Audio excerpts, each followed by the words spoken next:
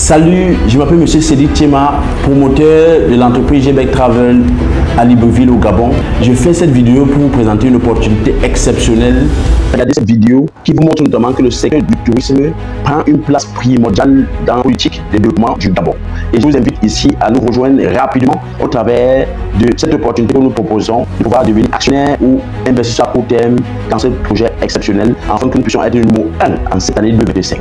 Les années antérieures n'ont pas été faciles, mais nous avons appris de nos erreurs, nous avons appris notamment des opportunités que le Gabon offre et comment notamment tirer profit de cela. Alors pour cela, nous ne sommes pas capables de faire cela seuls, mais c'est ensemble que nous sommes capables d'être unis et regarder de la même direction afin d'atteindre des objectifs exceptionnels. Je vous invite notamment à nous contacter rapidement à travers le numéro qui s'affiche sur l'écran après avoir vu la vidéo qui suit.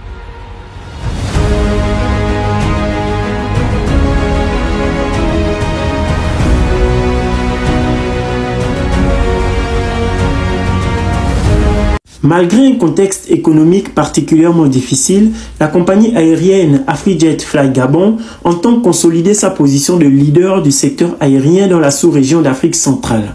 Dans une interview accordée au magazine Économie africaine, le président du conseil d'administration de cette compagnie, Marc Gafajoli, a décliné ses ambitions allant dans l'élargissement de sa flotte en passant par l'ouverture de nouvelles lignes.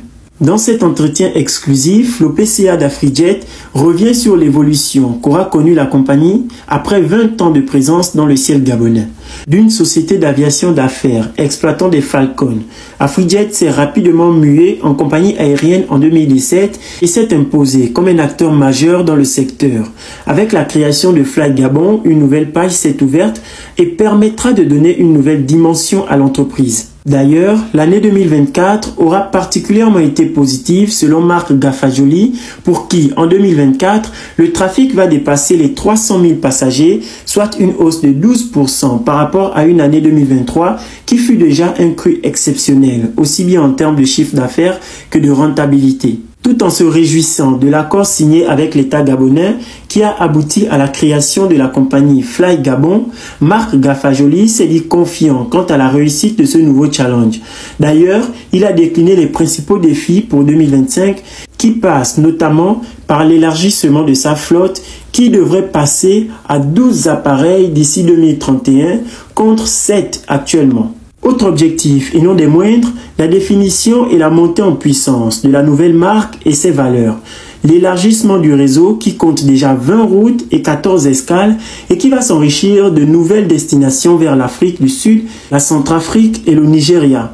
La mise en œuvre du partenariat avec l'État sur le marché domestique et enfin la conclusion d'accords et de partenariats stratégiques avec des compagnies aériennes en Afrique et en dehors pour continuer à croître.